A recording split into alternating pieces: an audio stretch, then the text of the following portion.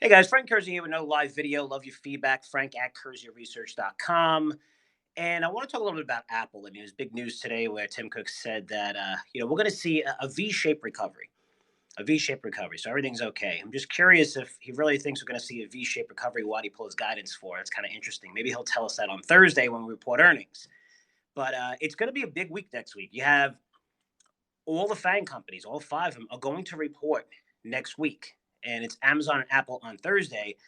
But Apple needs to put up amazing, amazing numbers. I mean, right now, you basically it's signaling that nothing is wrong and nothing has even happened. I mean, they're looking to generate around 11.30, $11.30 a share in 2020 earnings, which that's only down 5%.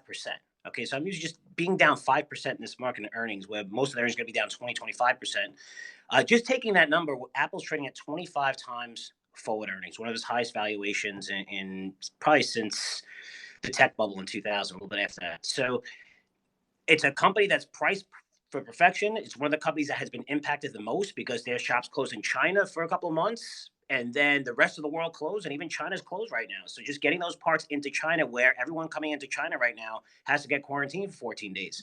So when I look at these numbers and a company trading at 25 times forward earnings, Tim Cook, just again, every company, every CEO is going to be a cheerleader for their own company. And I'm not making fun of anybody. That's what they should do, right? It's their company.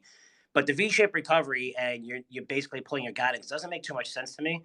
And you're really, really hoping. I mean, hope is a big word that you're going to have as many people buying those phones, and maybe not in the U.S. where we might bounce back quicker than expected by 2021. But what about the rest of the world where they're very big internationally selling these phones? Are they going to pay over $1,000, 1,200 for these phones? Because right now you're assuming that everything's great, and according to Apple, according to a lot of these companies, Chipotle's another one. I mean, based on the numbers, based on where the stock price is, they should hope the coronavirus lasts forever. I mean, it's probably the best thing possible for them because these guys are trading as nothing is wrong. Chipotle's at an all-time high. You're looking at Apple, uh, actually down like 2% from its January this year, from January, 2%. So the coronavirus meant nothing to them. So again, maybe these guys want to hope the coronavirus lasts forever, and that's great news for them. I'm just anticipating that we're in the deepest recession since the 1930s. That they're not going to see as many people buying those $1,000 plus phones going forward.